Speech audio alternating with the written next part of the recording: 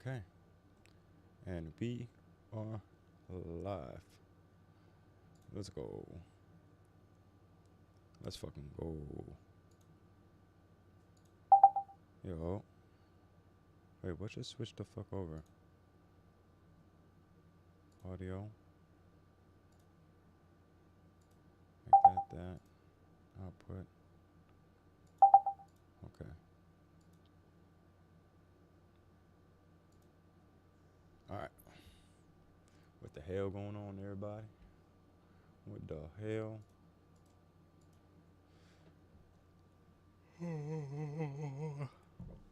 I literally be tired and I know I be getting sleep. I just fucking tired, bro. What the fuck? Alright. We have a couple different things to go over today. I definitely need to fucking eat something. Cause jeez, stomach is going through it. Okay.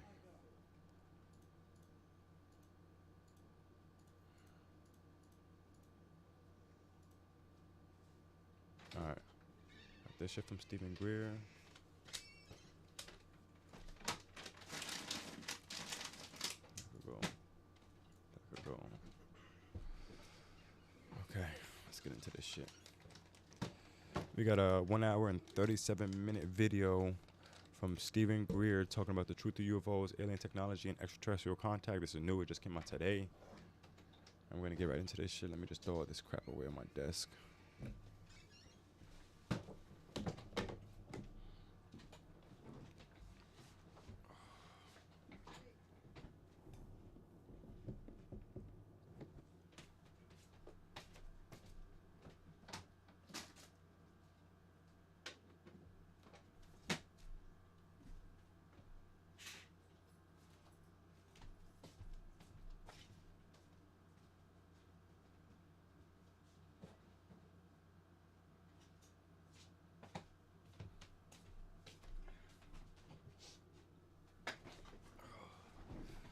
Okay.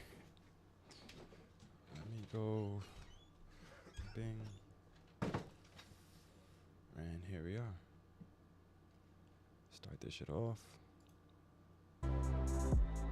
It has never been so easy to connect, share, and bring people together. It's a fact. You're not lying. We're learning from others and finding the best in So, ourselves. before I even do this, let me show you guys some flavors I just grabbed. Should smell okay. I mean, and then we got animal mints. Fruity smelling as fuck. I hate fruity smelling bud, but I didn't want to grab two of the same flavors, so it is what the fuck it is. I'm gonna roll up one of each and then Challenging our beliefs, sharing our vulnerability, overcoming our fears, transforming ourselves so we can transform the world. How far can we go? This is London Real. I am Brian Rose. My guest today is...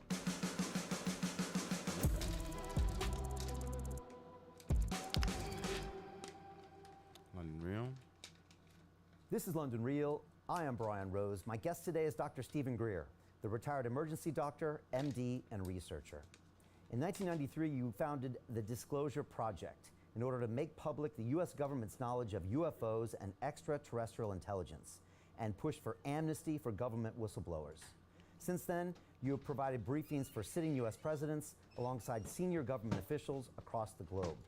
You've written 5 books and produced a number of high-profile documentaries regarding extraterrestrial life, government cover-ups, and detailed stories of close encounters.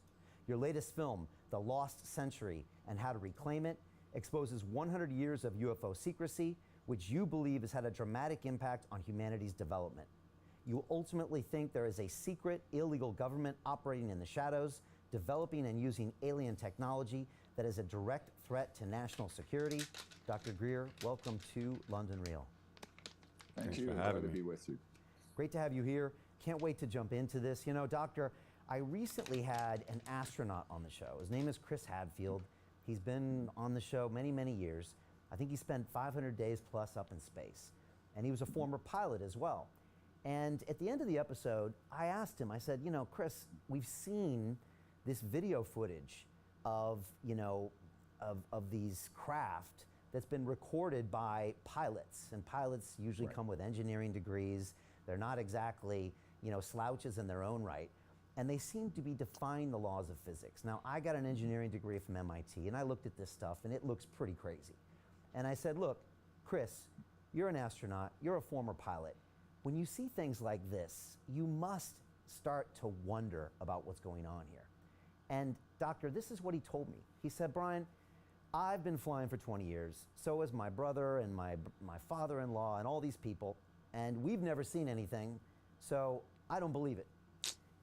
And I was a bit surprised. What a fucking I was surprised that with this evidence right in our faces and these testimonials we're seeing in front of Congress. And again, you've got these, you know, highly trained pilots telling you what's happening, that he didn't try to engage a little bit with what seemed to me like incontrovertible evidence, at least to have a discussion. And yet he just kind of dismissed it and wanted to move on to the next thing. So I wanted to ask you, does that surprise you to get a reaction like that from someone else?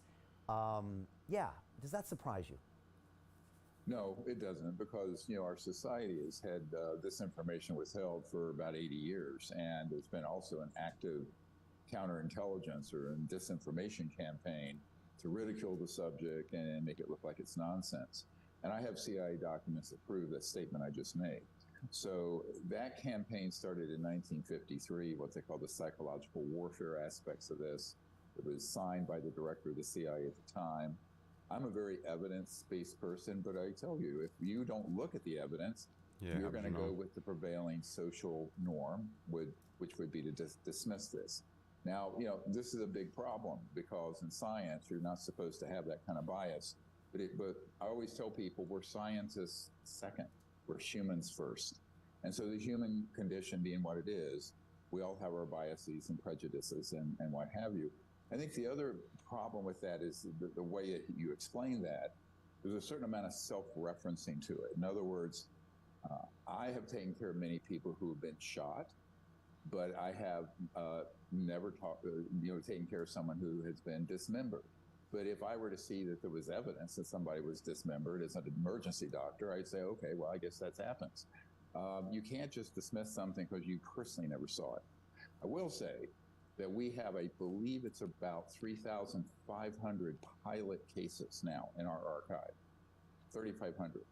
About 4,000 cases where there's been landing traces, where it's left evidence, including the famous Rendlesham Forest Bentwaters case in the United Kingdom, right where you are in London. And I think that one of the things that people tend to not do properly is to look at the prevailing evidence. So what we're putting together, we call it the Disclosure Project Intelligence Archive, and it's going to be 6, 8, 10 terabytes of data that we're organizing. I've already handed off the first tranche of it to the Senate Intelligence Committee here in the White House and also the Pentagon office investigating this. And in that archive, we have 755 whistleblowers, people who have dealt with this issue directly, not secondhand.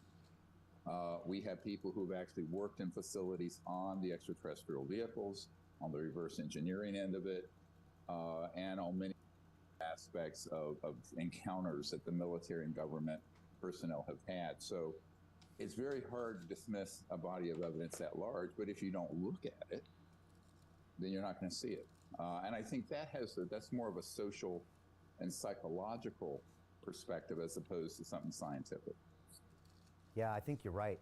You know, I come from a science background, and you know, the last 3 years obviously have been pretty crazy in this world. But I remember that because I came from a science background, I kind of bought into the scientism of everything without looking into the facts of who might be, you know, looking to manipulate that for their own agendas. And I think most of the world, and maybe here because I get to talk to a lot of interesting people, have shown that there's a lot of vested interest to keep certain things public and other things private. Usually there's a lot of money involved, there's a lot of power involved. And I think through the lockdowns and pandemics and, you know, vaccine stuff, we've seen a lot of evidence of that. And there's no reason to think that's Right. not happening here as well, right? Well, this was the mother of all of those sort of spinmeisters. I have a CIA document, multiple. One from the 50s, where they had engaged Donald Menzel, Dr. Menzel at Harvard, by the CIA to debunk, and he was an astronomer, astrophysicist actually. And this document, plain black and white, says that he was engaged. It was to be kept secret, to go out to the public and dismiss the evidence that was coming in the 1950s. I have a later document that names Professor Condon of the Condon Committee in the University of Colorado that the U.S. government engaged to study this issue. And in that document, it says our relationship with Dr. Condon must be kept secret because he is our person, on the committee, is the head of it. And what he did is that exactly he cherry-picked people coming before that committee. And for example, Dr. Robert Woods, who's a whistleblower on our team, he's a McDonnell Douglas aerospace PhD. He had compelling evidence, and this was in 1960s, 1969. He's still living, and he had compelling evidence of these objects being real, some of them being of extraterrestrial origin. And believe it or not, Dr. Condon went to old man McDonald of McDonnell Douglas Aerospace and said, fire this man. He is not to be on this committee, and tried to get Dr. Woods fired. This we have on a written and video testimony from Dr. Woods. So I point out to people, this is the kind of corruption that has kept the truth away from the public. And I could list hundreds and hundreds of cases like this over the last 75, 80 years. Now, to what end?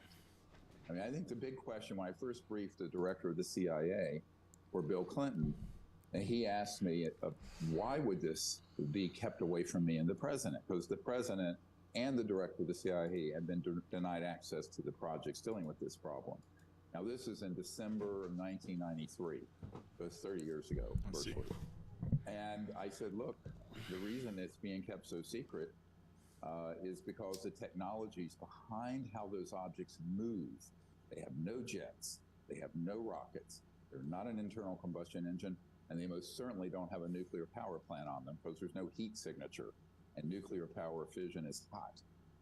So when you look at them, you realize it's a whole new physics, a whole electromagnetic propulsion type system using very high voltage. He's not gonna say nothing new. I already know. Stephen Greer doesn't really go too crazy on new shit.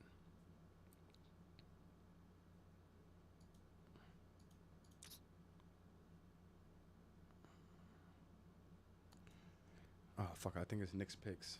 Actually, we're gonna watch the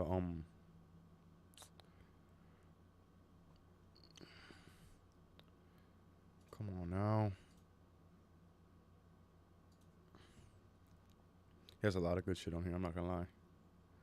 But we are gonna watch the numbers. Yes, sir.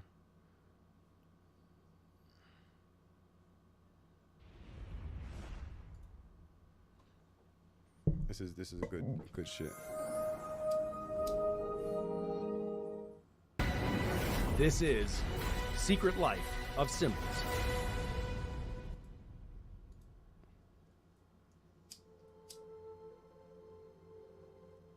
On this episode, I'd like to talk a little bit about the sun Rest in peace. and its symbolic importance in the whole story of the zodiac.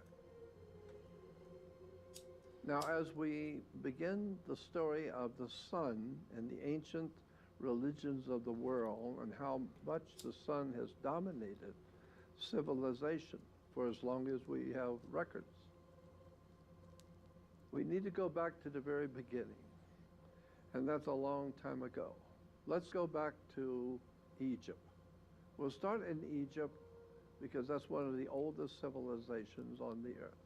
And we will see how Egypt developed the concept of the importance of the sun in relation to theology and spirituality and religion.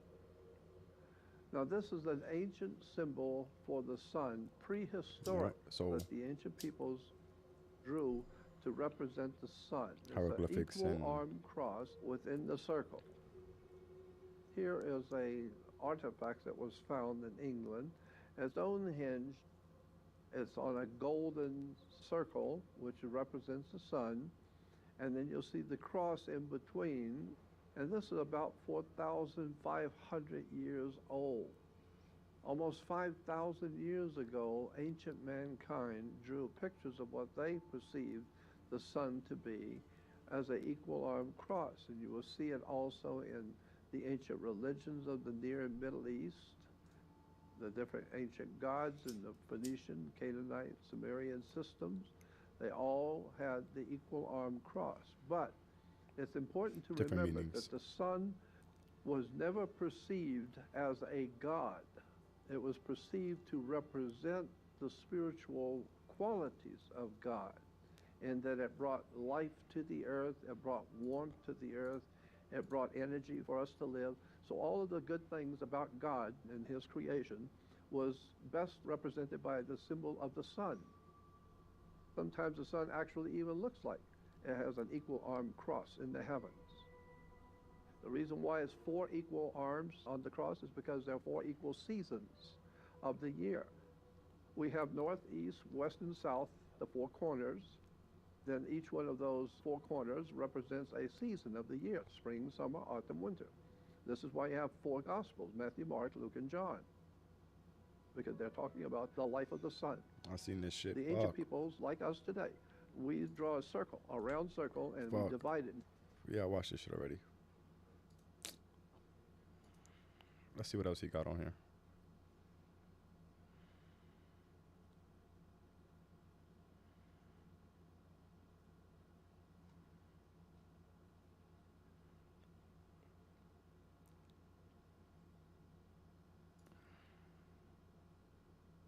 Oh, I can't put this on YouTube.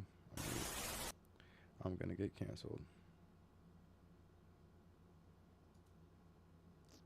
Damn. Damn.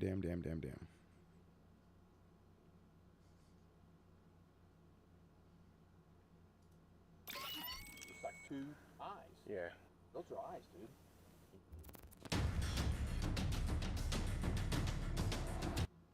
Some Bigfoot shit. I'm not gonna.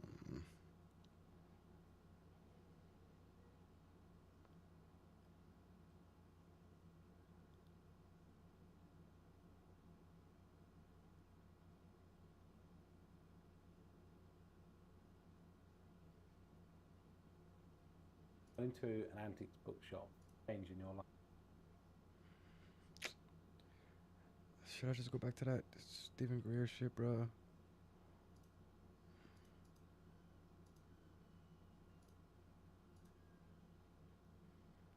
25% of adults over 65 have lost all their teeth from receding gums and decaying teeth.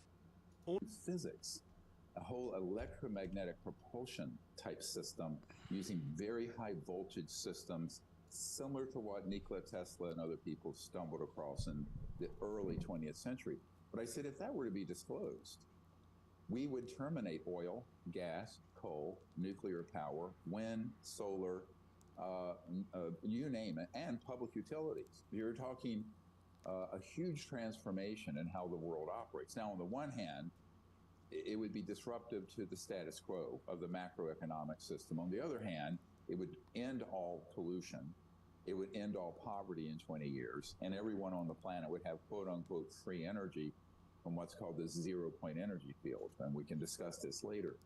So he said, I get it. So, you know, it's about power, money, and the corrupting influence of it. It is not about science, because once you drill down the science, the evidence is absolutely overwhelming. Wow. Well, I want to get back and go all the way back to 70 years, but talk about the last few years, because we've seen major developments that probably surprised you. I mean, 30 years ago, I'm curious if you ever thought that you would see front page of the New York Times showing this evidence. I mean, recently we saw the testimonial in front of Congress of David Grush and David Fravor and Ryan Graves, you know, openly talking about this stuff. Again, pilots on podcasts talking about exactly what they saw, video footage of these blips moving around and going underwater. Can you talk people through what we've actually uncovered or publicly acknowledged the last few years, and are you surprised that this is public? No, I'm not surprised because I've been asked to be the person providing these whistleblowers the information they have. So let me be quite blunt. Over the last couple of years, I've been asked to come up here and provide the chief investigators for the Senate and the House the evidence we have. That gave them access to multiple whistleblowers involved with this that I've been dealing with for decades. And so none of that surprised me because we've been basically very involved in the planning of it, including the language of the amnesty provision that came out of the Senate Intelligence Committee right after our National Press Club in June, and the bill that was passed last year allowing whistleblowers a pathway to give their testimony at the Pentagon in a SCIF, a secure compartmented information facility, but nevertheless to do that. Now, what's more surprising is that it took 30 damn years.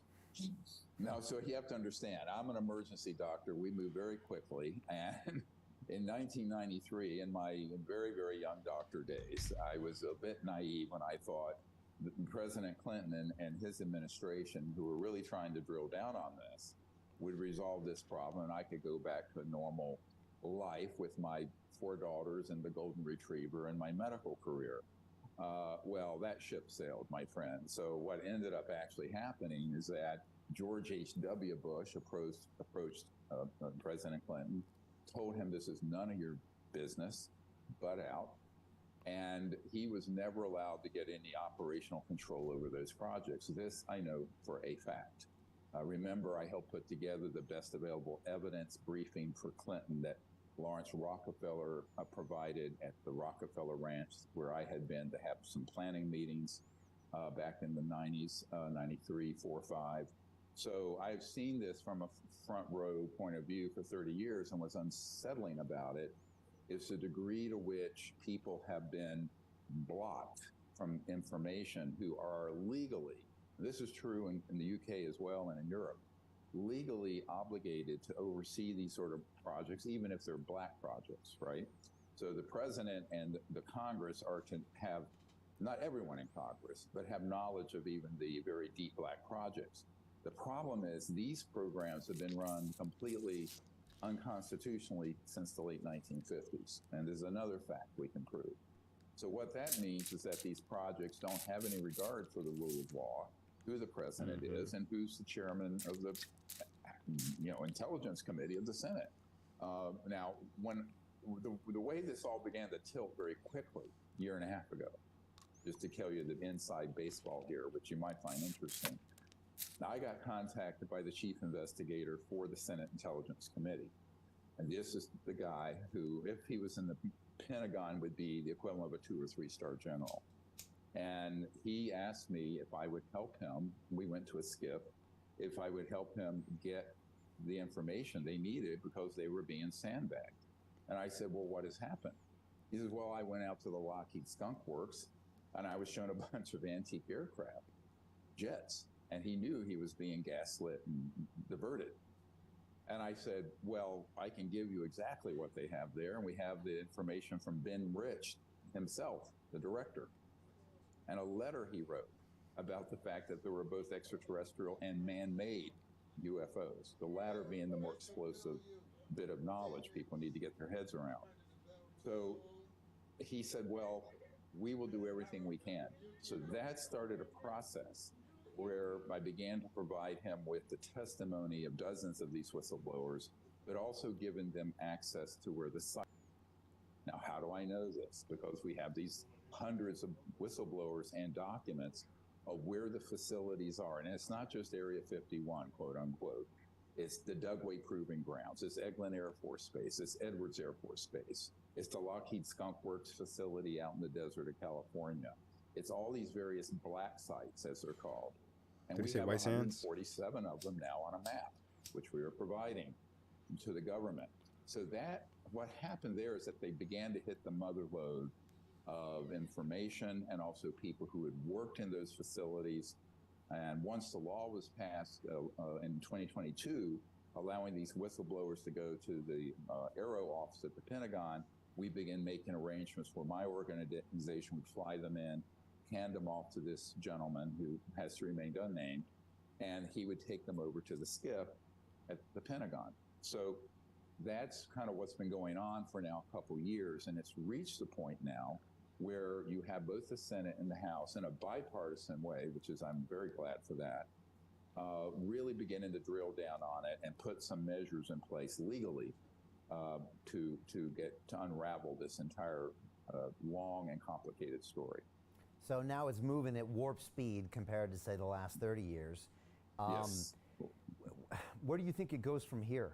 Like, if you had to plot a reasonable timeline, 1 year out, 3 years out, 5 years out, what do you think will be revealed? That's a good question. Great question. I think in the next year, we need to get, and I think from talking to directly with members of Congress, myself, in the last few months, to have a select committee with subpoena power with these firsthand witnesses being brought forward. Remember the little kind of initial hearing they had in July. I was meeting with Congressman Burchett and some of the others before then and helping them formulate what kind of questions they should be asking, and advising them. But I said, you need to have subpoena power, and they didn't want to do it. And I said, you have to, because otherwise you're only going to get people who are willing to come forward, like Mr. Grush, who I had met with when he was still deep undercover. And also I had spoken to David Fravor, and I said, Mr. Grush is a secondhand witness. He had the access to the people he didn't see in the facilities that we want to bring forward.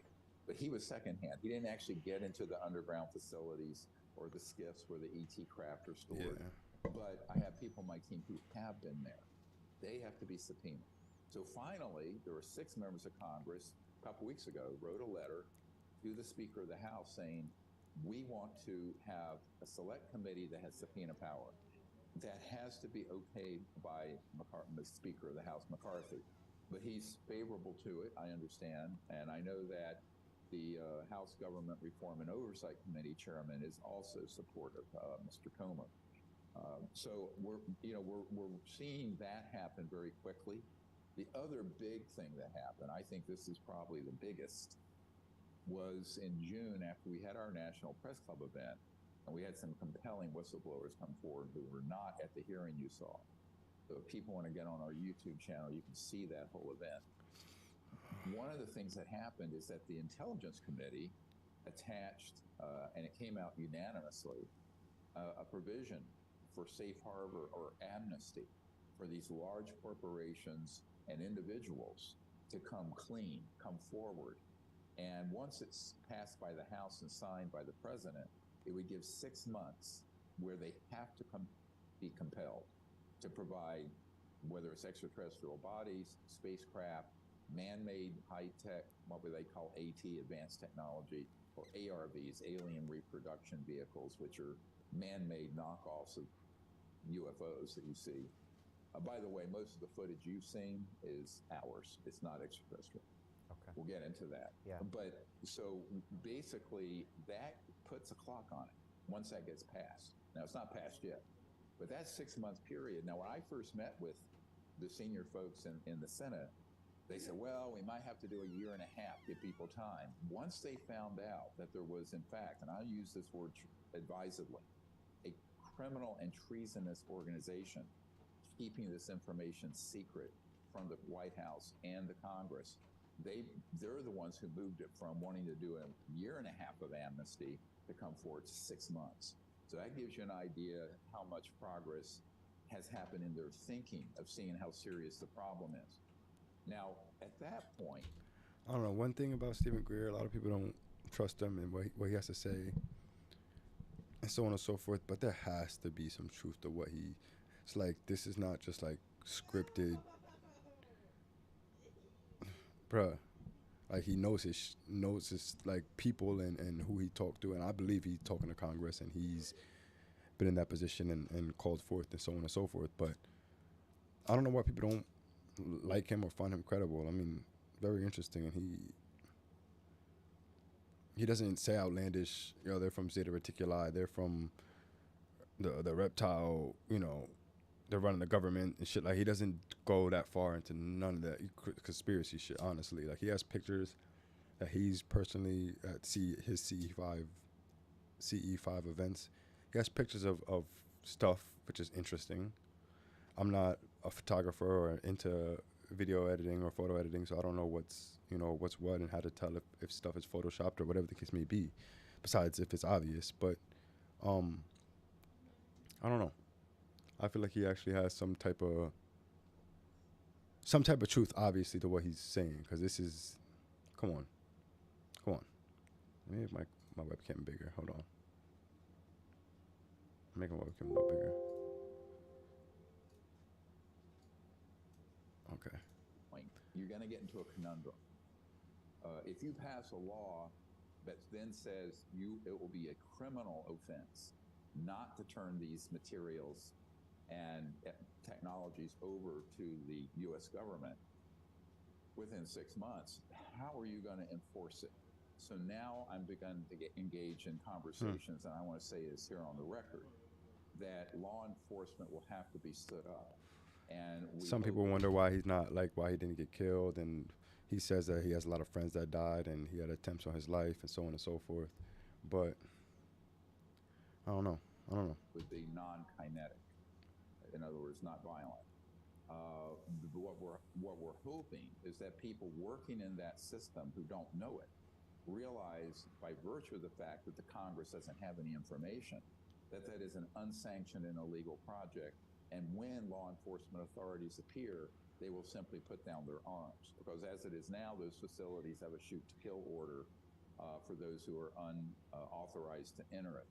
I know this also for a fact, because I've been at these places. So I think that one of the big problems very quickly becomes, what kind of teeth? What's the follow-up? Because I don't, it may be that these investigations with firsthand whistleblowers who Mr. Grush has spoken to and that are on my team are subpoenaed, and it comes out in an orderly fashion. But you still would need the cooperation of the Lockheed Skunk Works and Northrop Grumman and Raytheon, E-Systems, SAIC. I know who these are, and most of the people working on those companies are not part of that shit is not happening. These are extremely no way. Beyond top secret, although top secret's the highest classification, but they're held by corporate private. Yeah. Remember, U.S. government doesn't build anything. My uncle was Northrop Grumman his whole career, and he helped design the lunar module, put the first man on the moon. But, the U.S. government authorized it and funded it, but it was built by Grumman, became Northrop Grumman. So where the center of gravity on all this, ironically, is in the corporate sector more than the government. It's sort of a hybrid. So when you approach it from a governmental inquiry, they claim private corporate intellectual property. Yeah. If you would take it from the point of view of a civilian going after a corporation, they cite national security. So pretty much, because if anything is in the government field, I'm pretty sure you guys know about the FOIA Act, Freedom of Information Act, and we could literally file a FOIA and get any information that the government is doing that say it's Operation High Jump. Let's make some shit up called Operation High Jump. Some Black Ops program, undercover, some Jason Bourne type shit, right? We file a FOIA, send it to the government. I don't know what branch of the government. I never filed one, but I know I'm the process. Send it to the government. It probably takes like 3 weeks to get a response back. They'll let you know if they have that on file, if they need more specific information on what are you looking for and shit like that. And sometimes they'll just send you the whole file. Yes, we have it, and then they'll take like another 1 to 3 weeks for that file to come in. But if it's a private sector, if it's a private owned company, I own a fucking company. I'm a regular individual. I don't work for the government. I'm not a part of the government. And I start building some alien, crazy crystal stuff in my backyard, like some, the public can't come for me. They can't file a FOIA to get the information on what I'm doing because it's a private owned company. And the government pretty much, in order for the government to not have this information out, they pretty much have these private companies, i.e. me, sign contracts with the government to build, research, look into, create whatever it could be, whatever, you know. So fucking, that's how they get. That's pretty much a loophole. The government hires private companies to look into whatever they're trying to figure out or whatever. You get it.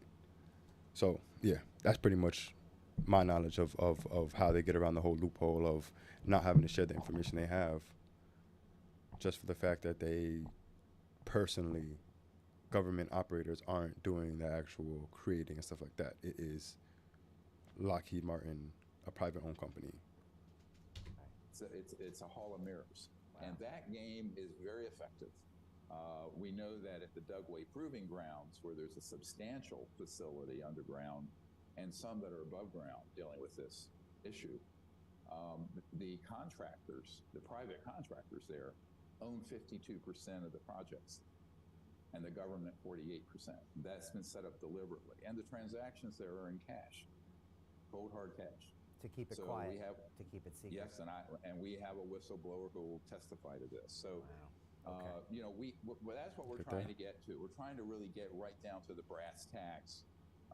And, you know, while it's useful to have some of these jet pilots who've seen objects and had them on their instruments and radar and infrared sensors and whatnot, we really need people who've been boots on the ground. I hate to say that word, but you know, in the trenches, working on this, on the retrieval teams.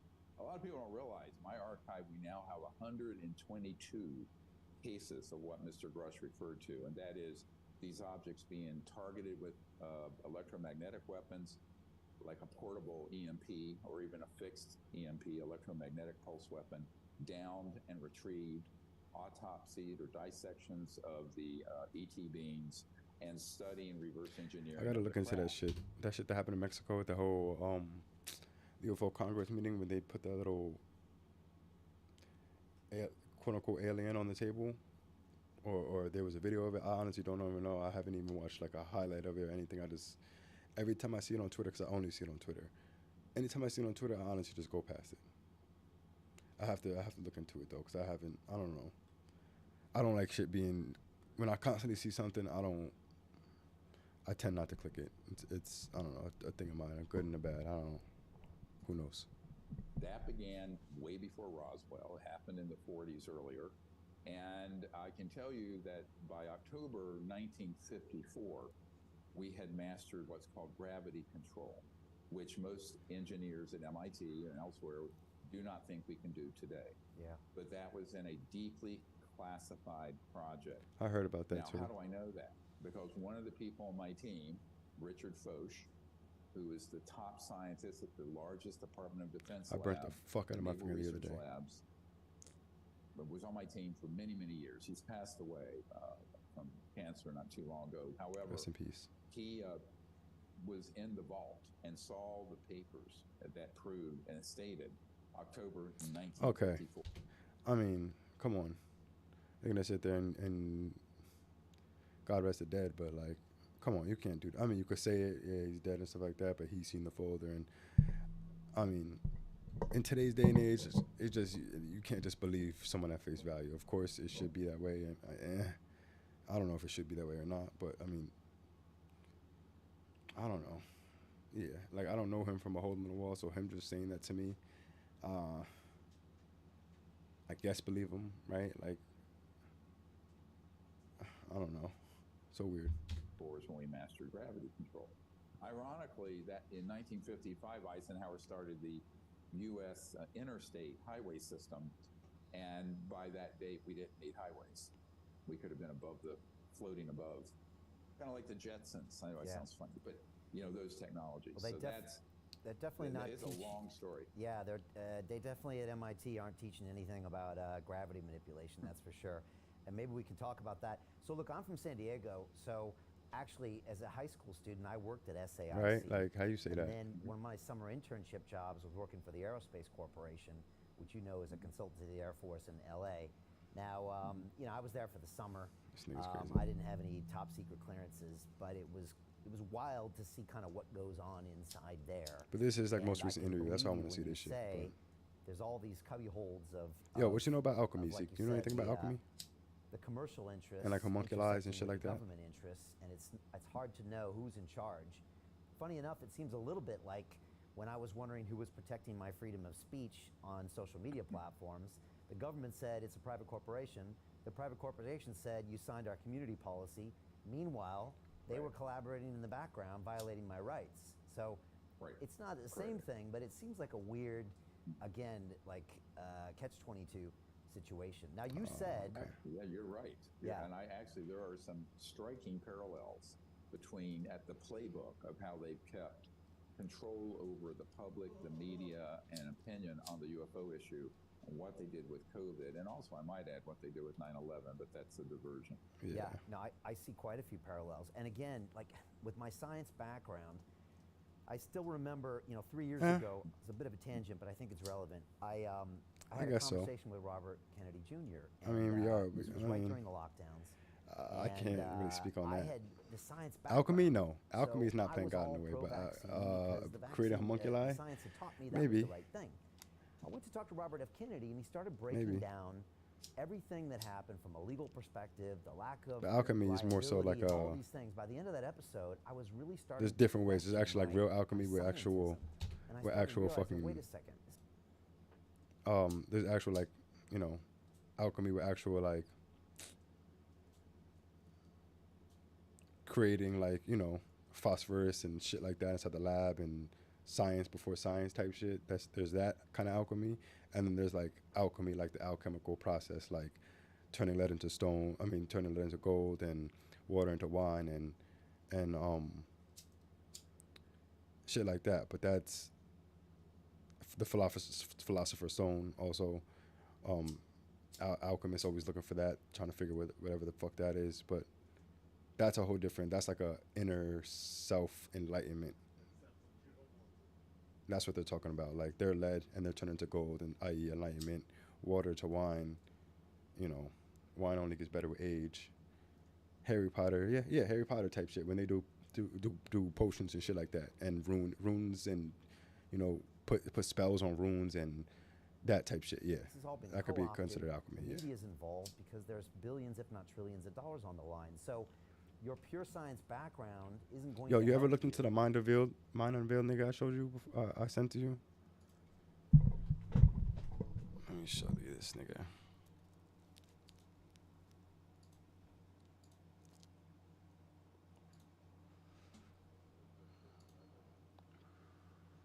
Witchcraft. I mean, that's all kind of different type shit. That's fucking with spirits. I mean, I guess so. Because some alchemists definitely, like John Dee and fucking, what's his name? Aleister Crowley. Niggas like that. I don't know if you know about niggas like that, but this nigga is Mind Unveiled. This was a nigga I think I was trying to put you on to before.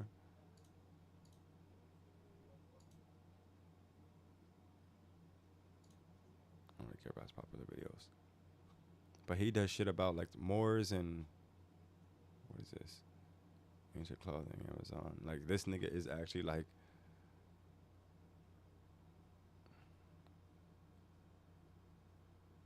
you see how much content I watch of his shit. Like I watch a lot of his I don't know. Yeah. I watch a lot of his fucking shit. Where's some more shit at? Human diet. This it. Sugar Black History. That I'm a raised homeland. Shit like this. This video is going to cover a secret history that has been lost to mankind. Don't mind his voice. I think now more than ever we need to be able to imagine this history as a possibility. I say it that way because you do not have to believe the information in this video. Not only am I not claiming it as fact, but I'm warning you right now the subject may be touchy for many people. So I just want to make that clear, that this is just a possible reality, not an attempt to force you to believe anything. He has all different types of Do shit. your own research About Black and then Irish decide for and yourself fucking. what you believe. We have a specific education that is designed for us, and many of us Hold on, let me just show you his other shit before I even delve into the. Cause he does shit on homunculi. This is what kind of got me into the fucking. He goes into like these old films that have like hybrid human beings and fucking, chimera type. Mixed human and animals and shit like this, like the motherfuckers with the face in the middle of their bodies and the mushroom, like, Yeah, genetic experimentation. He goes into all this fucking crazy shit, bro. But this is all like old history, supposedly. I kind of believe it, bro. Tatari, I'm not sure if you know about Tatari either. Like the old world with like the Greco-Roman churches, or the what is it, Greco-Roman?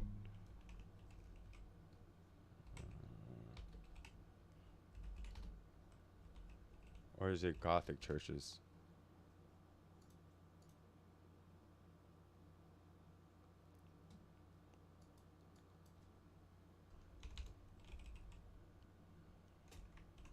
Is it Gothic churches? Hold on. Yeah, these shit. See, they claim this is like old world shit.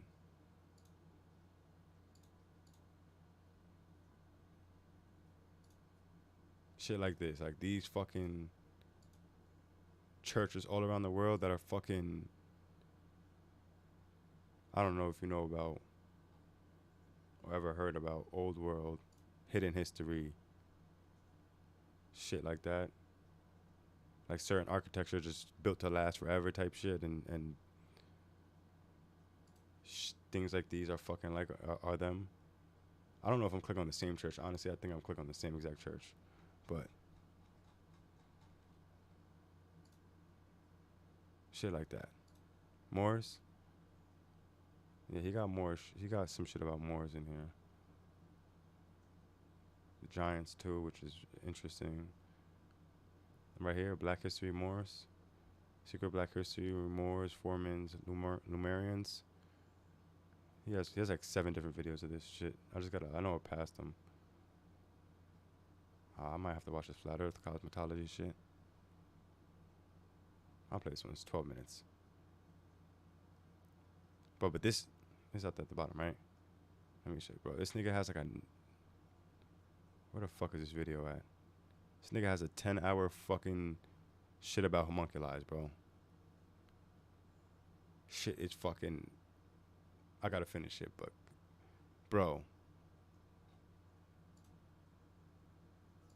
Hey everybody. This nigga's ridiculous. This video is going to be primarily focused on Black history, and I wanted to establish the connection between the Moors and other videos on my channel on the Irish. All I want to do is get closer to some semblance of the truth, not bring anyone down.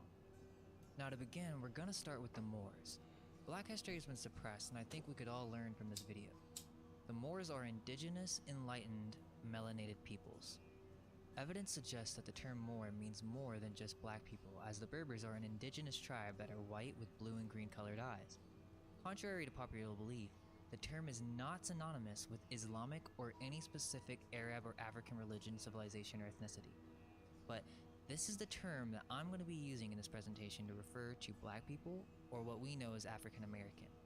The origin of the English term Moor is the Greek word mavro, which literally means black, blackened, or charred. It has been used to describe black for things such as the Mavri Thalassa, which refers to the Black Sea. The Moors have a rich history, though we're never told about this, and I'll tell you why towards the end. The Moors had high civilizations in Egypt, Sumer, Persia, Canaan, Greece, and the ancient Indus Valley. Now remember guys, I'm trying to look at this from all angles, so in my opinion, I do believe at this time, these were a melting pot of mixed cultures. It wasn't just blacks, it wasn't just whites. There are many different opinions when it comes to the original homeland of the Moors. I'm going to give my honest perspective, and it might be different than what you may think. In this video, I'm going to show you the connection between the Moors and the Irish, and I'm going to do this using the myths of the Tuatha De Danann. So here's the one question I want you to ask yourself. If white people are albinos, then where did blue and green eyes come from? Where did red hair come from? I don't think it was a mutation, and I don't agree that white people are new on this earth, and I don't agree that white people are aliens. Okay, now the secret to all this mystery is within the ancient god races. The earliest Greek and Roman authors often referred to Hyperboreans and Cimmerians. Some modern authors consider these to be possible references to Celts. Hyperboreans were originally a mythical sacred race who were often associated with the god Apollo. They dwelt at the ends of the earth, the word Hyperborean meaning beyond the north wind, and lived long lives in peace with themselves and their neighbors. Their legends are later intermingled with British, Northern Celtic, and Germanic cultures by ancient authors. The name Cimmerian has many meanings, but to the earliest ancient Greeks, They were a mysterious race who lived in the mist and darkness at the ends of the earth, but later Greek authors clearly described the movements of a group of people called the Cimmerians. The Cimmerians were a race of beings that lived underground. I want to clarify before I go any further that this is going to connect with the nature of our cosmology now. These beings belong to different realms. I don't want anyone getting the idea that I'm trying to imply that any race is superior to the other. Okay? So these... That's why I like this guy so much, because he, from the jump, he says, bro, believe what you want to, da-da-da-da. Like, he gives, and he does it throughout a lot of his episodes. Yo, this is just what I think about it. This is my opinion. You could think different. Research it. I'm just putting this out there. That's one thing, and this is a white guy, so hats off to him. These Hyperboreans were the ancient Irish, or the Tuatha De Danann, and the Cimmerians are the Fomorian race. The Tuatha De Danann were a godlike race of beings with blonde, red hair, blue-green eyes. The Fomorians were a supernatural race of giants that had mastered psychic abilities and had black skin. I have read many different sites that talk about the history of the Moors, and I've only seen a couple that mention the Fomorians. If it does mention the Fomorians, they end the article implying that black people were the original inhabitants of Ireland, which I disagree. The Fomorians were foreigners, Fomorian meaning from far across the sea. Let me put it in this way, the Fomorians were from Lemuria, and I believe them to be a mix of black and Mongolian. The ancient myth of the Tuatha De Danann is an Irish legend of the Fomorians or the Lemurians coming into Hyperborea or Hibernia. This next part might seem bizarre, but just bear with me. Okay, so when we talk about all this stuff, we're talking about a spiritual reality or existence before material reality had materialized. Material reality gets more and more material as we continue to experience this existence that Saturn created for us. But there was a time, believe it or not, when the physical world was not yet built, you could say. Meaning we lived in a dream reality that was co-created with all the gods. Saturn created the physical realm. Now, different planets or different stars create different races. We have one race, which is white, which is Hyperborea, and it's under the sun, Mercury. Then we have Lemuria, that is actually under the sun, Mars. Okay, so I'm gonna explain this in a simple way. I promise I'm gonna go more in depth later, but basically, these are spiritual realms. The different planets are like their own suns.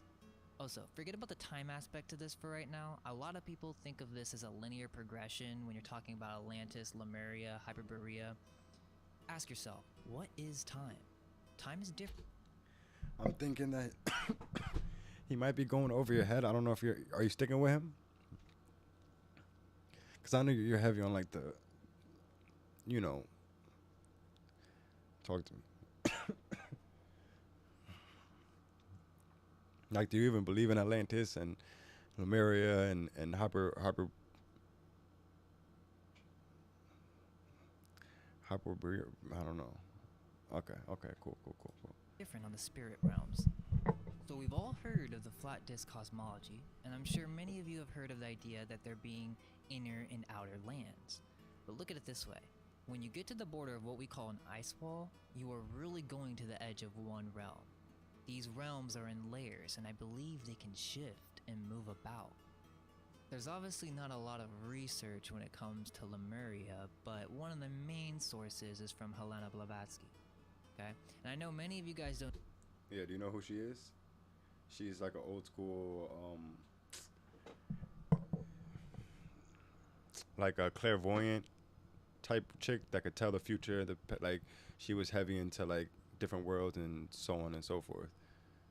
Okay. I don't think... okay, I'm not sure he's talking about gods. I believe he's just talking about stars, but I got you. Don't agree with her Same works, thing. but I'm just using whatever research we have and whatever is available. So please send me anything that you have that could shed some more light on this subject. Yeah. So she used to tell she has some things in the future that's to come. Like, she told shit even far on, like years on to come type shit, that something's gonna happen. But she's pretty on point from her previous shit that she called at her time and in the future. Okay. But here is from her book, The Secret Doctrine. Quote, "The third root race was the first race with physical bodies, and they were described as a black race of three-eyed giants who inhabited the lost continent of Lemuria. It is believed that this continent existed where the Indian and Pacific Oceans now are. Modern Theosophists identified Lemuria with the actual ancient supercontinent of Gondwana. Also note how in the legends of the Tuatha De Danann, the King Balor has a superpower with his eye. He has 3 eyes. Balor's eyes proved to be the most powerful tool in battle as it had the power to kill all that it beheld. Okay? If he had 3 eyes, this was a time before we lost our pineal glands, and magic was very real. So hopefully that gives us a little bit of a better understanding, but for the most part, the way you can see this is a half dream, half physical reality. This ancient war took place in Ireland. The invasion of the Fomorians is what we have left of the tale, but let me tell you something interesting. I don't think it was an invasion, I think it was a collaboration. They may have had wars, but somewhere along the line they mated with one another and exchanged knowledge. Also, remember, these are the god races, not humans like us today. The Tuatha De Danann were giants, and the Fomorians were also of great stature and had 3 eyes.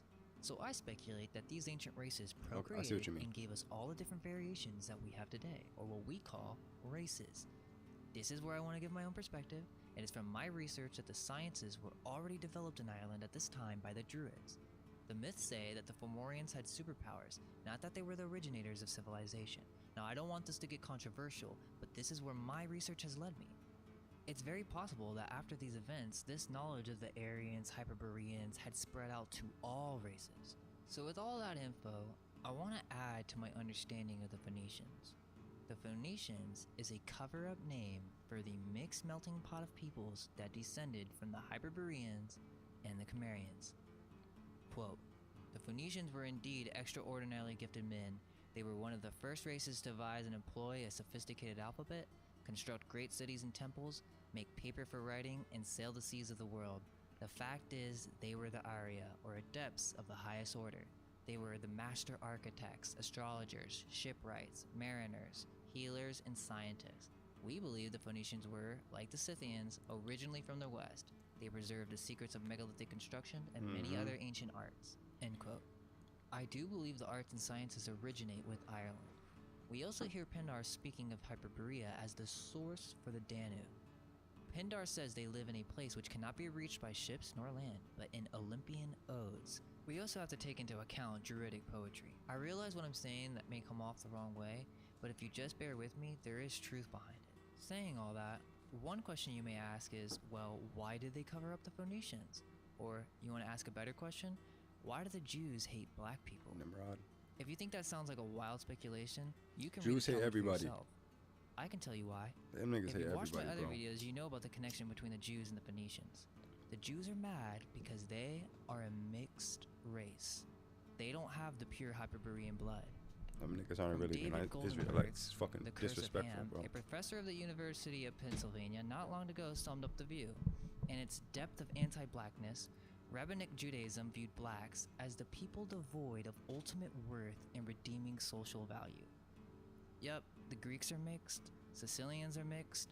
All the different breeds of the modern humans come from the original mixtures of these god race beings. Is this possibly where we get all the different variations of the human form? I want us to work together and That's his search opinion, for bro. the deeper truth. We're never gonna find it with hating or thinking that one race is better than the other. Yes, my brothers and sisters, we are all made of spirit. Nothing will change that. Let me finish this off with Timaeus. You can see that we've been side by side for thousands of years. In Timaeus, Solon is white, or probably mixed, and the priest of Egypt is a Moor. This is what the priest of Egypt tells Solon. Quote, "As for those genealogies of yours which you just now recounted to us, Solon, they are no better than tales of children. In the first place, you remember a single deluge only, but there were many previous ones. In the next place, you do not know that there formerly dwelt in your land the fairest and noble race of men which ever lived, and that you and your whole city are descended from a small seed or remnant of them which survived. And this was unknown to you, because for many generations the survivors of that destruction died, leaving no written word. For there was a time, Solon, before the great deluge of all, when the cities which now is Athens was first in war, and in every way the best governed of all cities, is said to have performed the noblest deeds, and to have had the fairest constitution of any which tradition tells under the face of heaven." Solon marveled at his words, and earnestly requested the priest to inform him exactly in order about these former citizens. "You are welcome to hear about them, Solon," said the priest, both for your own sake and for that of your city, and above all, for the sake of the goddess who is the common patron and parent and educator of both our cities. She founded your city 1,000 years before ours, receiving from the earth and Hephaestus the seed of your race, and afterwards she found ours, of which the constitution is recorded in our sacred registers to be 8,000 years old." End quote. The common god was Artemis, but it's actually a much older symbol. The common patron and parent educator may have been the androgynous race that I mentioned in other videos, which were the Hyperboreans. The point of this video is to show you that the ancient god races of the Hyperboreans You don't and like the Cimmerians androgynous people, must don't have you? mixed and created the melting pot of cultures that we see today. This is the reason that black history has been suppressed, because the Greeks, Jews, Romans are upset that their blood is not pure Hyperborean blood. This is the root of racism, the obsession with a pure bloodline. I hope you found this video valuable. It was not my intention to distort this information, but to try and open up the topic for further research. Let's let go of whatever misplaced judgments we have of one another. All that matters is that we ask questions and become more curious. Thanks for watching, and I hope this helps with Oh, the look big at that. That's a puzzle great that background. we know as I need to put that on my Tartaria. phone. More content. He's right.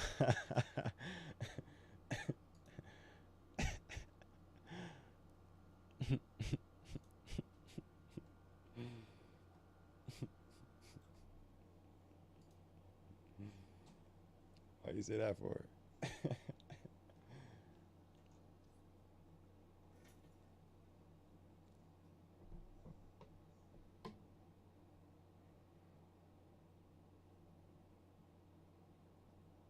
It's fucking hilarious. You're on Discord, you could talk.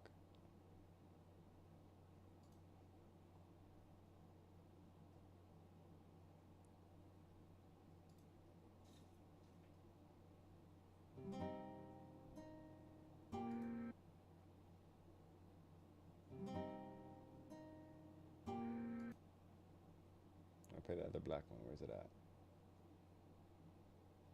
50 minutes? You don't want to watch 50 minutes.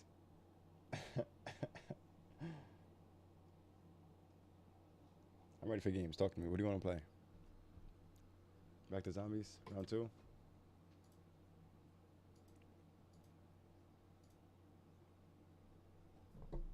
What are we doing?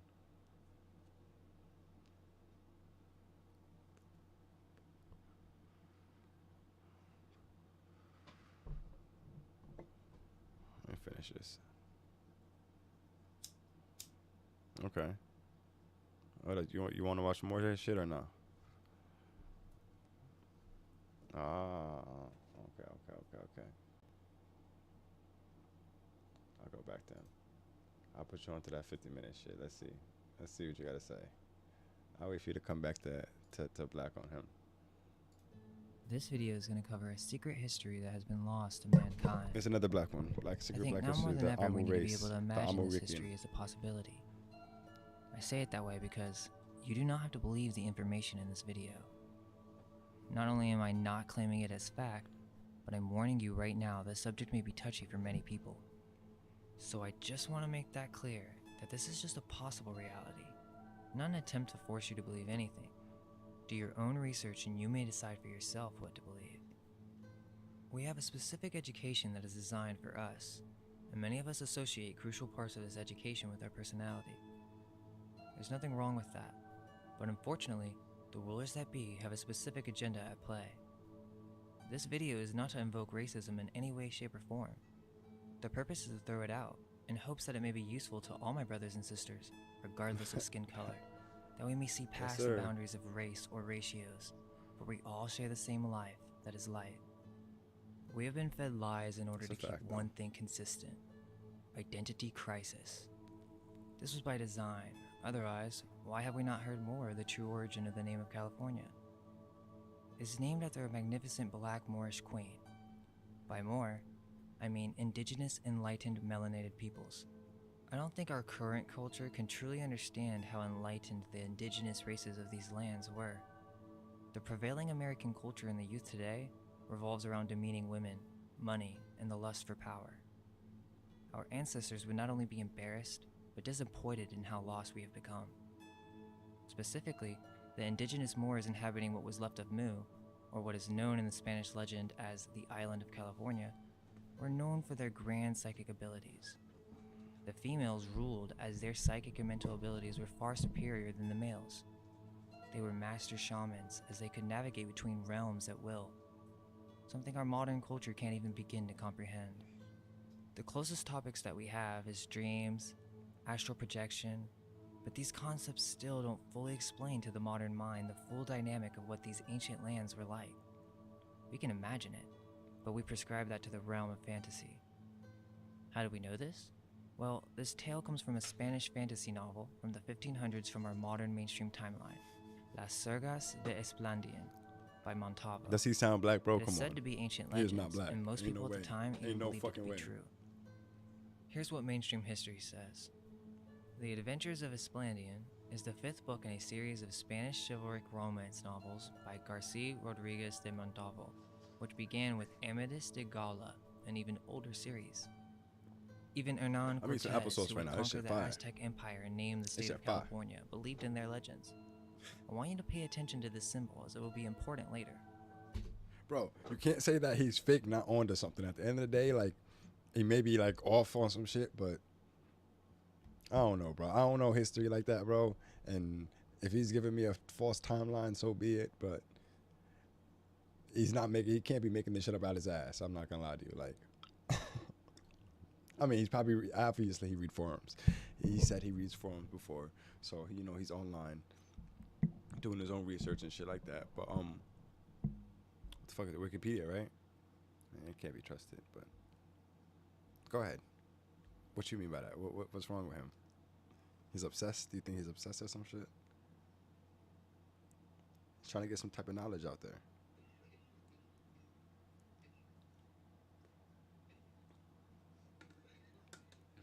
Bernal Diaz says, quote, "We were seized with admiration and declared they seemed like the castles of enchantment recorded in the book of Amadis de Gaula, grand towers, temples, and edifices that seemed to rise from the water. And all these were constructed of stone and mortar. Some of our soldiers said they could not be sure whether they were really seeing this or were dreaming." Now, I have to start this off as if you've never watched a video on this channel. However, there It's for you. See, you never watch a video on this channel. Just are more Bear with him, videos on bro. the channel that break down the live history if you wish to see it explained further. This is more of a sequel to the understanding that our entire history is a lie. Many have heard of the theory of Tartaria by now, but in short, the history we are fed in the education systems are a falsity. A lie designed to keep us enslaved. Enslavement through identification crisis. Can you not agree with that? That history is false. We know that Christopher Columbus and all this bullshit is false. Ain't no way that all these slaves fucking came to America from these ships that's supposed to hold 400,000 slaves and do all this. It's never happened, bro. They only have one slave ship in the museum, and that's not even a big one at that. So, black people were here before the fact. We know that. You and I both know that, but history is skewed. It's fucked, and it's meant to keep us in this fucking thing, bro. That shit was, this whole education system that we grew up on, we went to school for, was all created in the early 1900s, bro. So it's who knows, bro. Niggas is saying that fucking, have you ever, what the fuck is a book? I'm not gonna get into it. They have taught us to identify ourselves with monkeys, that all human beings originate from Africa, that we evolved through fear and survival, as our consciousness mysteriously forms through some type of physical means. The origin that we are given, of course, is but a random explosion of nothing. They then give us false, soulless history. But many of us know that there's something more. Deep in our subconscious, we know the stories of Atlantis and advanced ancient civilizations. It's a part of our collective memory. We are taught that we had a linear progress of evolution when the truth of the matter is that there have been multiple cataclysms in the past. We know of this too. Everyone knows of the story of the flood. It is the most known story in the world. That kind of trauma would never go away within our psyches. Yet, that would mean that we de-evolved, that we were once great nations who had achieved peace and saw past the boundaries of race, ratios. Do you not believe that? I believe that. I believe we were advanced and we just fucked up. Honestly, if the fucking way, if we grew up in a whole different type of time, bro, I believe we would be so much more advanced, bro. this whole money wasn't everything thing, and people got to fucking create instead of working for a living and shit like that, and we all just created. Bruh, come on. We developed advanced spiritual practices We're and had just truly fucked. reached the golden age. Many technologies existed that would be hard for the modern man to imagine possible. In this day, we have lost our sovereignty, our minds, our sense of divinity. We have been fed materialism from our birth. The spirit in many of our people are dwindling, but this is the age of awakening. In the official timeline that they give us, the fall of Rome is 2,000 years ago.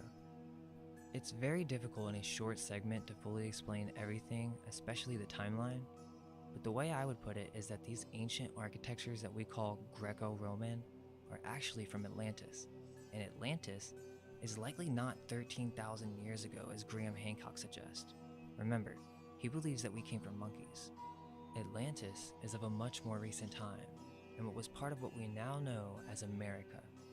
It's hard to comprehend the nature of this reality, and shocking to realize the drastic measures that have taken place in such a short period of time. Many scholars in the modern day have tried to create Right here. This book right here. It's a fucking horrible thing. So this nigga pretty much, I'm not even here. Nah, you good. This nigga right here, this book right here, this nigga pretty much breaks down, bro. It's 7 books. I don't know if you're gonna want to read this shit, but bro, he gets into a whole to break down that history isn't as far back as we think it is. I never read the book. I should actually kind of listen to the audiobook of this shit. But yeah, he's pretty much saying everything is a lot more recent than what we know, and he's probably gonna get into this shit right now. Actually, create a new timeline, such as Fomenko and Isaac Newton. The origin of our modern timeline comes from a man named Scaliger. This is where we get our mainstream timeline, but many debate that this is a falsity created by a specific religious group. This group falsified history in order to make it seem as if they have the most ancient religion. The first hint that we see to this is Origen versus Celsus, in which Origen argues for the antiquity of the Jews. It's obvious out of this piece that Origen is purposely concealing the secret history of the Hyperboreans. Now, another piece of the puzzle that you need to understand is the Phoenicians. Very important. In our administered history, they date the Phoenicians to about 5,000 years ago, but this group is actually of a much more recent time. Earlier, I mentioned to pay attention to the symbol with Hernan Cortez. You will see these types of symbols everywhere, on the only remaining maps, famous characters that we are fed such as Scaliger. This symbol is the secret symbol for the hidden new rulers, the Headless Knight. The Phoenicians dominated from the eastern Mediterranean to the coast of Africa, all the way to Spain and Northern Ireland in mainstream history. The confusing part about all of this is that history mixes the group that survived and took over the world, the Catholic Jesuits, with the ancient races that once existed in these lands. These were mixed cultures. The cultures that existed arose from the 2 ancient god races, the ancient Hyperboreans and the ancient Lemurians. There are obviously more layers to this, so I'll try and explain. The original white people that we have in history are of the Aryan or ancient Hyperboreans, who were fair-skinned with red and blonde hair. Their homeland is in ancient Ibernia in the far north. Black people, the most ancient depiction comes from ancient Irish legends, the Fomorians, a great civilization of great stature who had grand occult abilities. From Donnelly's Atlantis, quote, "The Fomorians were from Atlantis. They were called Fomoraic, Fomorag Afriic, and Fomorag, which has been rendered into English as Fomorians. They possess ships, and the uniform representation is that they came, as the name Fomorag Afriic indicated, from Africa.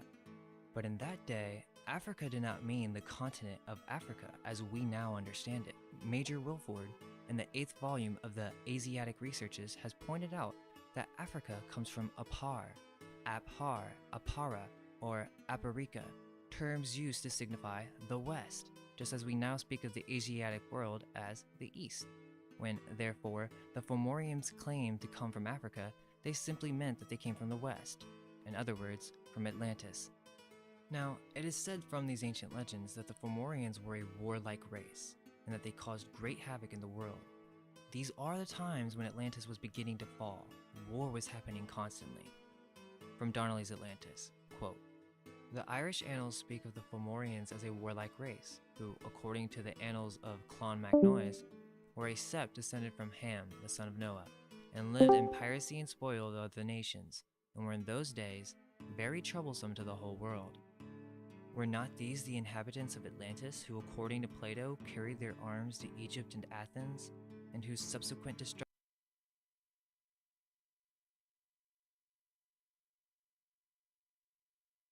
Yo.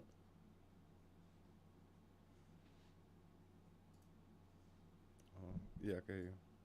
Shit.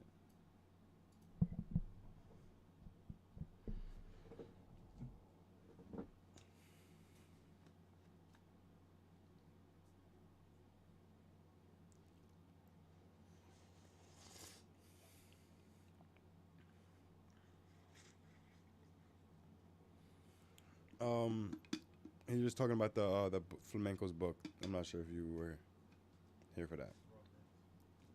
So Flamenco's book's about pretty much how he has like a 7-part book, and the book's pretty much about how history isn't as far back as we think it is, or as history books say and stuff like that. It's like 2,000. I don't know how long. I'm just throwing a number out there, like 2,500 years ahead of what we know it is.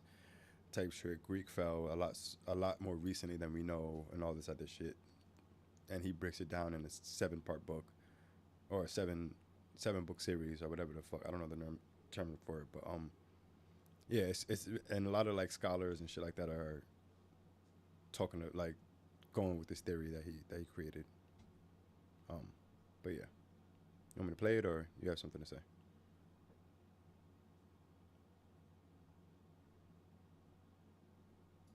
Yep.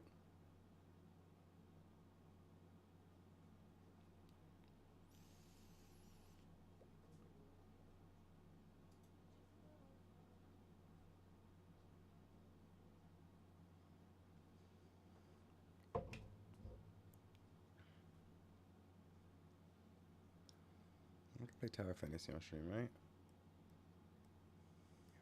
Yo.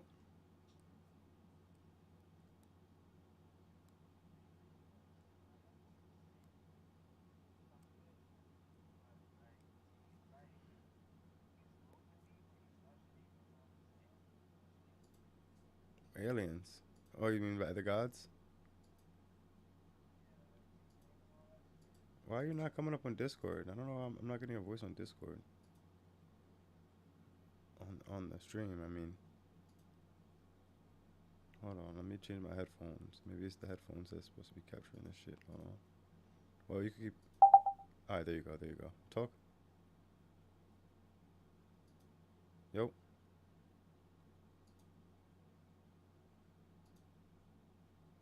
Yep.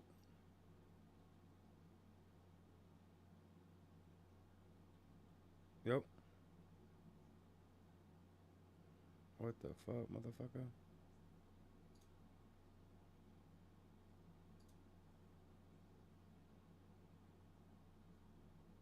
This is not my mic, right? Game in wireless game. Wireless chat. What is this one?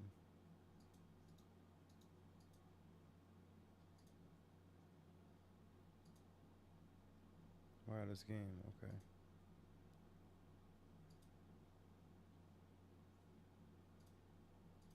Got it, got it, got it.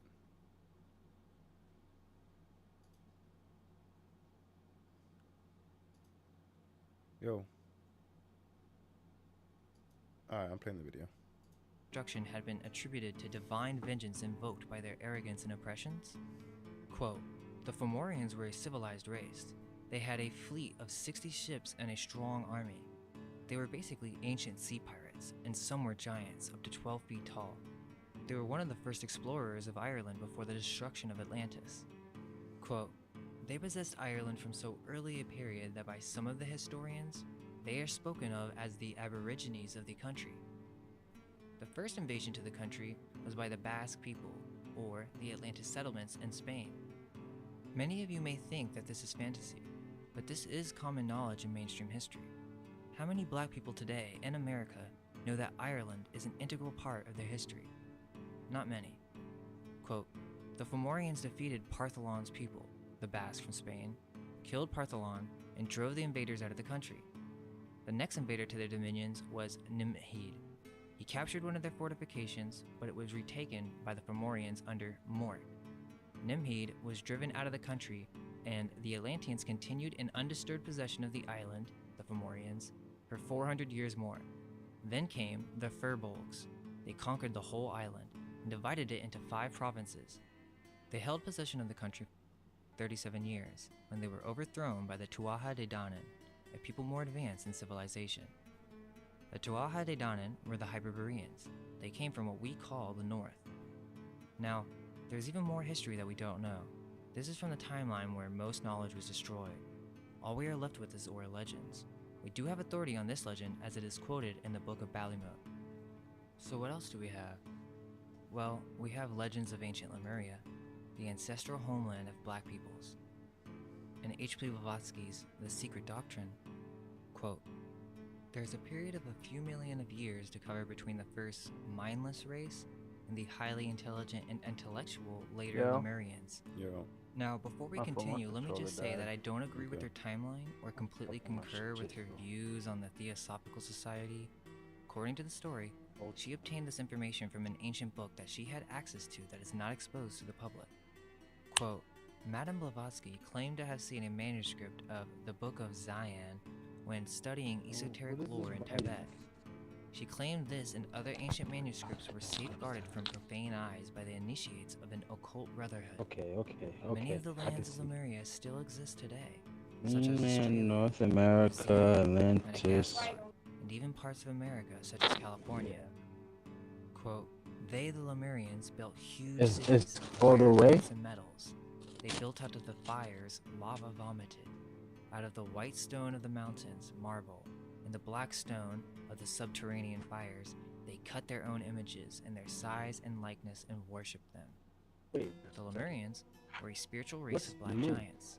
They were a mix of Mongolian and black. What's what? MU. Mu? On his map. I'm not sure. And had different organs according to Blavatsky. It is said that they had a physical eye on the back of their head, and that this degenerated into the now called third eye, and that they were the grand magicians of the elements. Quote, this is the reason why perhaps even Easter Island with its wondrous gigantic statues, a speaking witness to a submerged continent with a civilized mankind on it. This is why many aborigines from the lands around the Pacific Ring of Fire are of a dark complexion. The pure blood of black peoples come from this ancestral homeland of Lemuria. The remnants of this land is in California. The old maps show California as an island because Mu went through many stages and began to merge with the mainland of terra firma as parts of the western coast began to sink. In the occult tradition, root races are basically different versions of the human body in connection with different ages. The first root race was said to be completely ethereal. The second root race had more physical bodies and spawned in Hyperborea. California's The third root race, the form that we now truly recognize as human, existed on the lost continent of Lemuria. No, it's part of the states. The fourth It's connected root to race America. developed into Atlantis. It was According to the occult tradition, this isn't all done simply by sexual reproduction. The first root race, the Polarians, from the center pole of our realm, were completely androgynous beings. This esoteric lore is prevalent through the Hellenes as we hear this from Plato. They had the process of asexual reproduction. This changes as it is said that races can manifest into this reality without budding, but through some type of coming down from above or spirit spawning process. As these races developed from spirit and continued their progress through the ages, everything is being recorded into the Akashic records. This affects the next races to come in the coming ages. There were many colonies of Atlantis. We know of one colony today, such as the Olmecs, was a place where many cultures came and traded. These are the Atlantean races, and I'm not 100% sure how the first two are pronounced, but we have number 1, the Romahal, number 2, the Tlavati, number 3, Toltec, 4, First Turanian, 5, Original Semite, 6, Akkadian, 7, Mongolian.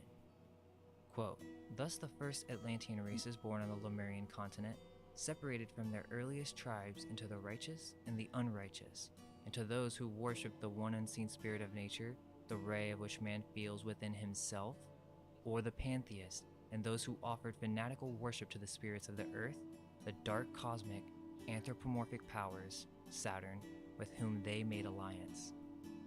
It is important to remember that sometimes races did overlap and change both in time frames lived or remnants of them survived in the areas occupied. It should also be remembered that in some cases, a catastrophe was anticipated by the priest more in tune with higher energies, and many migrations into lands currently in existence took place before all of Atlantis was submerged. There was intermarrying not only among the subraces of Atlantis, but also with the remains of Lemurian subraces who had escaped before the fiery end of Lemuria. The first subrace, quote, "The Romahals were a dark race, their complexion being a sort of mahogany black. Their height in these early days was about 10 or 12 feet, truly a race of giants. But through the centuries, their stature gradually dwindled, as did that of all races in turn, and later on we shall find that they had shrunk to the stature of a fur-foos man. They ultimately migrated to the southern shores of Atlantis, where they were engaged in constant warfare with the 6th and 7th subraces of the Lemurians then inhabiting that country. A large part of the tribe eventually moved north, while the remainder settled down and intermarried with these black Lemurian aborigines. The second subrace, the Tlavatli, originated on an island off the west coast of Atlantis. They were a strong race, not as tall as the Romahal, with reddish-brown skin. They were a mountain-loving people who, along with the third subrace, the Toltecs, inhabited the western island which formed part of what is now known as the American continent. The Toltecs, the third subrace, stood about 8 feet tall and had reddish-brown skin like the Tlavatli, but more copper-colored. The features of the Toltecs, according to William Scott Elliott, were straight and well-marked, not unlike the ancient Greeks. The Toltecs ruled the entire continent of Atlantis peacefully for thousands of years. The Turanians, the fourth subrace, originated on the eastern side of the continent. They were yellow-skinned humans who were never a dominant race on the mother continent, though some of their tribes and family races became fairly powerful. The fifth subrace were the Semites, who had their home on the northeastern part of a peninsula which is now Scotland and Ireland. They were a disconnected race, always warring with their neighbors and maintaining their independence from the southern kings. The sixth subrace, the Akkadians, came into existence after the first great disaster. Born on a peninsula further south of the Semites, the Akkadians quickly migrated to the much larger continent of Atlantis. They fought and overcame the original Semites, ruling Atlantis for several hundred years. The Mongolians, the seventh subrace, had no touch with the mother continent. They were developed from the descendants of the Turanians. They spread over what is now Asia. Master Kut Humi in the Mahatma letters wrote that the modern Oriental races such as the Chinese, Mongolian, Tibetan, Malaysian, Indonesian, Japanese, Vietnamese, and so on are largely descended from the seventh and final subrace of the Atlantean root race. Quote, "The Lemuro-Atlanteans built cities and spread civilization, the incipient stage of anthropomorphism. Their statues witness to the size of the Lemuro-Atlanteans. Lemuria destroyed by fire, Atlantis by water, the flood, the destruction of the fourth race and of the last antediluvian monster animals. By monster animals, there were many creatures that used to exist that were truly evil, and we hear stories of this in every culture around the world, or in some type of flood myth, and great mythical creatures that would terrorize the city. After each age, the continents change quite drastically. Continents sink and rise. Comets come and do impossible movements in the sky, unexplainable by modern science, and causes cataclysms and destruction by fire. The myths say that the gods were to blame, as they washed over and judged us as we passed through the ages. We must understand that the continents shifted quite drastically within the last 1,000 years, as it explains the supposed cartographic errors of the maps from the 16th and 17th century. Notice that most of our maps stop around the 1400s, and this date may even be made up from most of these documents. These new rulers, who were planning to conquer and create a new world, who came from the Phoenician subrace, were masters of the sea, and became the world's first global corporation. They became the hidden hand behind all the global master elite. they conquered Spain as the Castiles, manifesting as the Catholic Jesuits, Yeah, why you keep sucking your then teeth becoming the for? Venetians, the hidden hand beneath all public education and science, teaching a new cosmology, Saturn worship. This group worshipped the sun, but we have more than one sun, and they shift. In this interpretation, our neighboring planets are suns. This is basic occult knowledge explained in a modern way. But basically, one of these cataclysms that led to the destruction of the great Church of Iessa, the destruction of all great Moorish civilizations, and the remaining empires in the world, done through some type of ritual of Baal, in which Saturn could be summoned into this physical world. The Phoenicians worshipped Baal in a way that we could never imagine. A good reference is The Adventures of Captain Magro, a Phoenician expedition 1000 BC, if you want to understand there. their want That's for where it's at. control. Now, this is written from our modern timeline perspective, but what needs to be said is that these elites changed the calendar system in their own I want you age. to watch this. They added this 1,000 shit. years. So imagine that the fall of Not Rome hate shit, is another pushed shit. forward 1,000 years on our mainstream timeline. You can trace Freemasonry back to this Phoenician cult. The Phoenicians belonged to the Aryan root race, so originally they were very renowned people. However, they fell to materialism in their quest to dominate the world market. What happened was there was still more powerful empires in the world that posed a threat to the Phoenicians. Many really. The Moors, the Tartarians, the Ottoman Empire, and the Church of Iessa, also known as the Druids, the original Hebrews. They needed to destroy. Why niggas in the Bible? Mm-hmm. That's why people worship him. They could sacrifice babies to him. Mm-hmm. Isn't that shit? At what's it called? What is that? That white people shit that was caught on camera. With the owl, the stone When they owl. sacrifice him. Bohemian Grove. Isn't that they do that shit to Moloch over there? I think. I think that's what's his name? Baphomet. Baphomet. Okay. Were the rest of the Aryans. California, look, separated. They wanted to Oh, rule the different next too. coming age. Which, by the way, I don't know if I mentioned, What? but they don't Malak all and die. Malek? It is said that the Atlanteans still exist.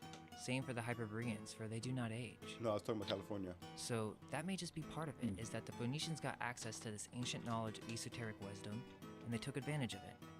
They prepared devices for surviving underwater, hence the symbolism of the mermaid prevalent in their culture and the worship of the conch. Either way, they survived this event and immediately began educating and creating the new world. Historical figures were made up completely. I'm gonna just say all this. the knowledge that we have is In layman's terms, I think white people are the Gentiles from the Bible.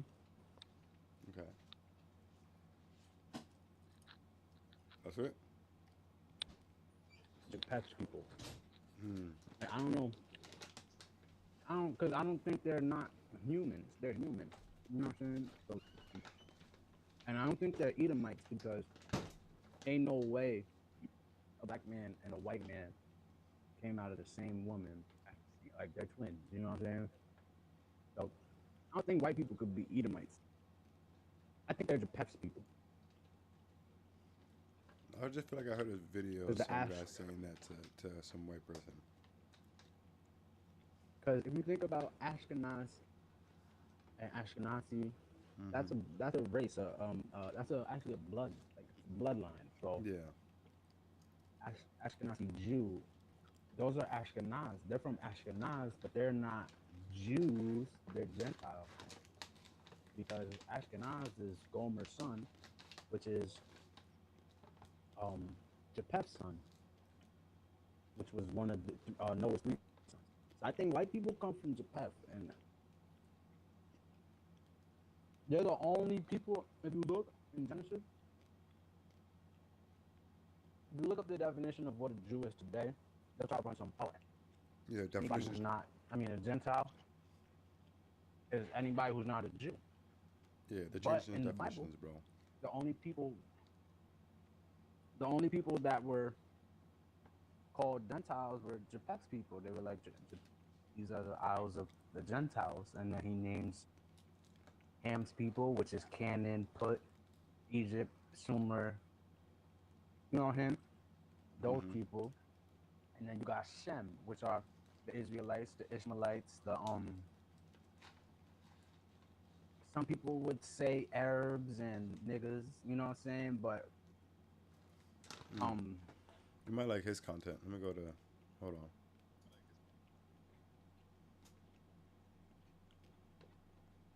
I try not to go. I'm not gonna hold you. Like I said, I think Gilgamesh is Nimrod. It's just a different culture wrote about him. So you know what I'm saying?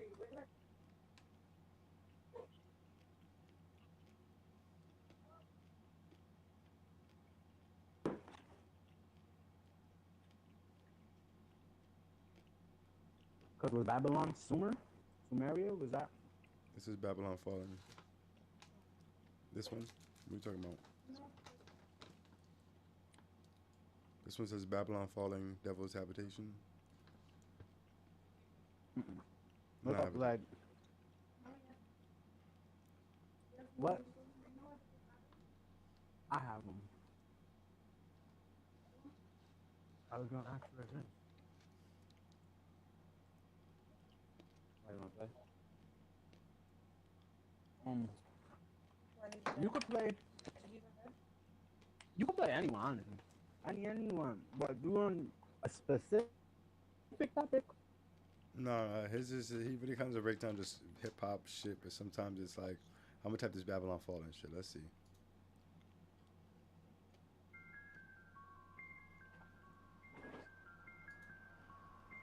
The only thing is, I can't hear your YouTube like that.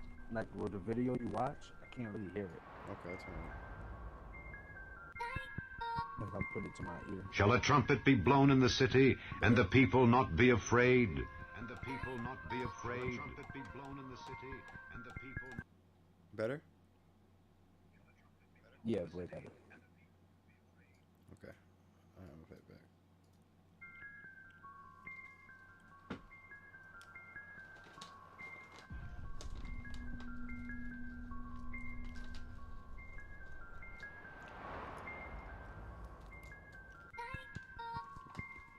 Shall a trumpet be blown in the city, and the people not be afraid?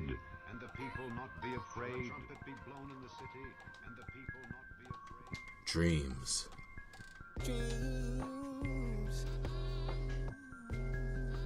American dreams. Dreams. Shalom, family. Welcome to Shattered Paradigm. Dreams. The United States of America is still the world's #1 superpower, and its media still stands as the most influential force which dominates, molds, and guides the collective psyche and imagination of mankind. And now, the spellcasting magicians behind the American media machine are rolling out a new cachet of liberal, lethal programming that the masses will voluntarily download into the cultural operating system of the world. Their new programming is a cyanide pill soaked in serpent serum, wrapped in a pretty package of proper pronouns and politically correct social justice slogans. And what is the overall message? Defile yourself, join the crowd, and sully your soul. And not only do they want you to destroy your soul, but the souls of your children. So Disney is now targeting kids as Pride Month approaches. The multinational mega corporation. I mean, this shit really isn't like, they be doing it, they be talking about the path and all this other shit, and I don't know if there's a video for it, because I'll just be watching this shit, but let me know if I'm going to keep playing it. What, this one? Yeah. I guess they're trying to talk about, like, they're trying to shit, consider America Babylon. I was trying to really find out about some Babylon, but I mean, I understand what they mean by that, but I mean, it's just, I just want to, I think I found the answer for myself where white people come from. You know what I'm saying? Yeah, okay. And it's like, I used to always search for it. I was like, where white people come from? They gotta be different aliens, animals. No, they just different. You know, they're just different. They're just human. They're just different. They're Gentiles. They're, Are we loading up? they're Or we good? Gentiles. Yeah, you know what? You know another thing is they're Gentile, Egypt and all that shit. They're considered pagan and heathen. So white people are not even considered pagan. There's literally black people that are considered pagans and heathen. So it's like I know for a fact white people come from Japheth, the bloodline of Japheth, and there's a blessing in the Bible which kind of makes me like. It made me say the other day like. The best place, I said, God doesn't hide nothing from us. He pretty much puts it in our face, and it kind of like hides from us when it's in our, when something's in plain sight. You kind of tend to have trouble finding it. So fucking, I was like, if I read it was like Japheth's blessing, and it said that Japheth will be enlarged, and he'll dwell in the tents of Shem. And Canaan would be his servants. Right? You can hear me? Yeah, I mean, yeah, I'm here. I'm with you. So I look at it like Japheth is Europe, Shem is the Americas, and the servants are the Canaan, Ham's people, Egypt, Africa. You know what I'm saying?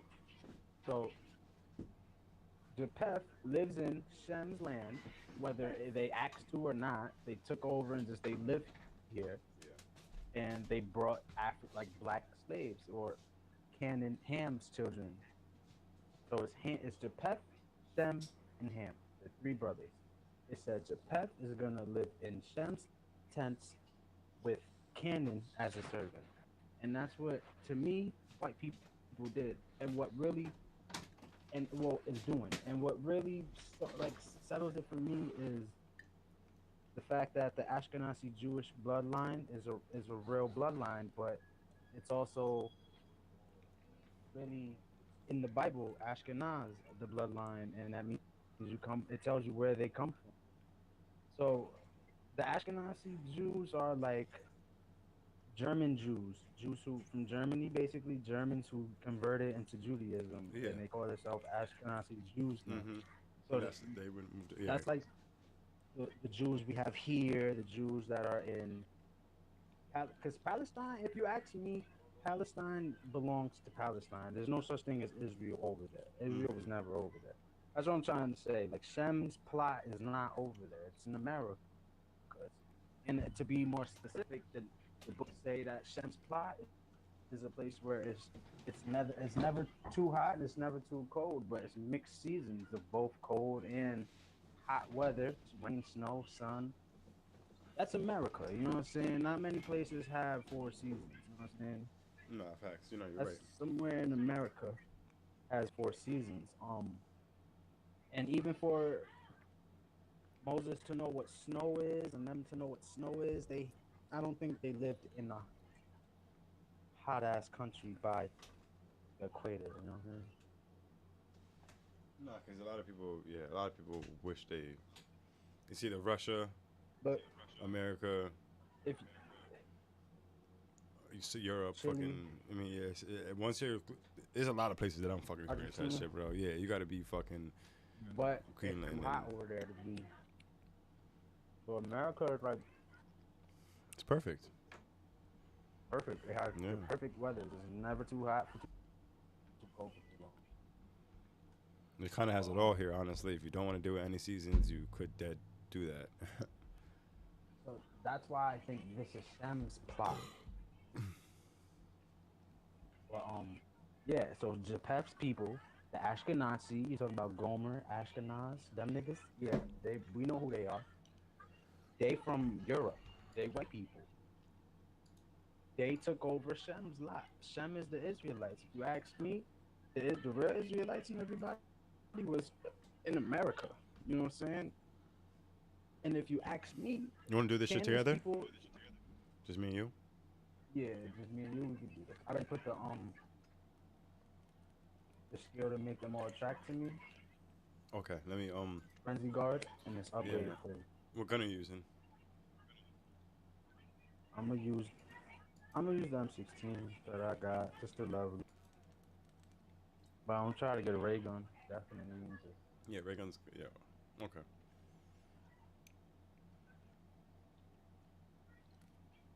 Yeah, so, but if you ask me, that's where they come. And then you get a better understanding. They try to make you think, like the Israelites out here, they try to make you think white people are Edomites. I don't think they're Edomites. I think Edom is, if you look in Africa right now, there's African tribes that they'll tell you, like, we're Edomites, we are the Edomites, and we paint ourselves red, and we, you know what I'm saying? We are naked, we're no good. Like, hello. So it's like, I don't think white people are Edom. I think they come from Japheth. I think they come from those people. Fuck, I used that shit? Damn, I wasn't trying to fucking use it. Alright. Like, Alright, you ever Steven, heard of Andreas.